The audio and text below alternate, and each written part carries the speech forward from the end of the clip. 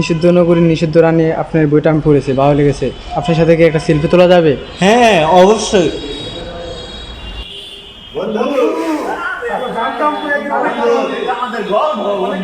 মানুষের মুখে কথা বলা না, কলমে কথা বলা। আর এটা তুই করতে পেরেছিস, তুই দেখিয়ে দিয়েছিস আমাকে, তুই আমাদের গর্ব বন্ধু। কাম কইরা ভাত পাই না আর এক কবিতা লেগে দেশ উল্টাই হেলাইব। এইসব বন্যামি বাদ দিয়া কাজ কর, কাজে দিব। তুই তো ঠিক মতো কথাই কইতে রাস্তা মেয়ে করস, তুই কি কবিতা লিখবি তুই? তোর কবিতা সবিতা আমার পছন্দ হয় না, আর তোরেও আমার সহ্য হয় না। কাজ কাম কর। হয় করবো কাজ কাম, হয় লিখবো খালি কবিতা। আমি জানতাম বন্ধু তুই কবিতা লেখে একদিন অনেক বড় হবি, সারা দেশ তোর নাম ছড়াই পড়বে। বন্ধু, অনেক মানুষ তোকে ভণ্ড বলেছে, কিন্তু তুই আমাদের গর্ব বন্ধু। আয়, বুকে আয়।